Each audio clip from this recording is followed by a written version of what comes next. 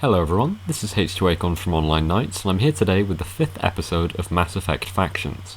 In this series we provide breakdowns of the various races and factions in the Mass Effect universe. As always, we'll be splitting this episode into 4 sections: history, anatomy, military, and culture. So let's take a look at the Rachni. First up, history, the story of the Rachni up to the start of the trilogy. Please note that we don't cover events set during the time of the games, however there may still be story spoilers. The Rachni homeworld of Suen receives intense solar radiation, rendering the surface of the planet uninhabitable. As a result, the Rachni evolved underground, living in an extensive system of subterranean tunnels. Tens of thousands of years ago, whilst they were still a primitive animal race, the Rachni were discovered by the Prothean Empire.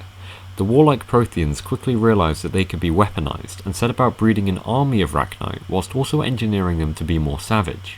The Protheans then unleashed hordes of Rachni onto their opponents, utilising them as expendable cannon fodder to swarm enemy positions.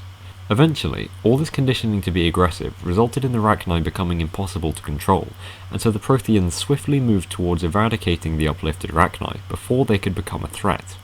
However, the Protheans were unable to fully wipe out the Rachni, many managing to survive deep down in the tunnels of Suen. Over the next 50,000 years, the galaxy moved on. The Reapers came and drove the Protheans to extinction, whilst the Asari and Solarians eventually developed spaceflight and founded the Council on the Citadel. Many other intelligent races were discovered in the coming centuries and peacefully joined the galactic community, opening embassies on the Citadel to deal with the Asari-Solarian Council. All the while, the Rachni quietly developed their own civilization on Suen. But that all changed in the year 1 CE, when Solarian explorers activated a dormant mass relay and arrived at Suen.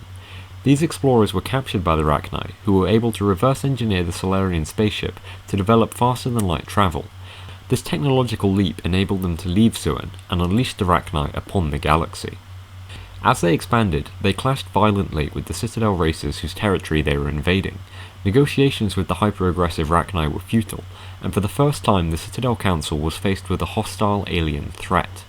The Council launched an all-out war against the invaders, however the sheer numbers of the Rachni meant that the Asari and Solarians began to steadily lose ground. 80 years into the war, the Solarians discovered and uplifted the Krogan, who quickly joined the Allied effort to defeat the Rachni. The ferocity of the Krogan armies proved enough to slowly push them back, and they were eventually wiped out completely when the Krogan detonated bombs underground to destroy their nests on Suen.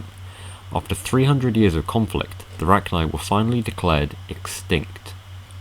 Secondly, anatomy, a description of the physical attributes of the Rachni. They are an insectoid species with segmented bodies and armoured exoskeletons who, despite evolving underground, also possess working eyes.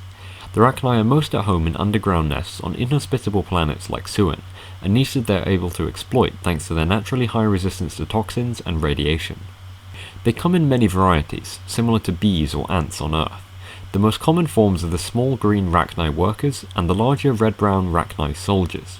These are all led by their queens, each hive having one giant female form acting as the matriarch. Queens are able to lay huge numbers of eggs at a very fast rate, allowing Rachni colonies to expand rapidly. The Rachni primarily communicate with each other using pheromones, but can also use an organic form of quantum entanglement. Certain particles in Rachni brains are somehow linked to corresponding particles in those of their neighbours, allowing them to instantaneously send signals to one another. Queens are even capable of using this power to exert direct control over others, and by channeling her thoughts through a member of another species, the Rachni are able to talk with alien races. Next up, military, a look at the fighting strength of the Rachni. The Rachni don't have a formal military as such, however they are still a formidable force. Traditional Rachni tactics are to swarm their opponent with hordes of workers and soldiers, their ability to quickly replenish their numbers allowing them to simply throw bodies at the enemy to beat, bite and claw them to death.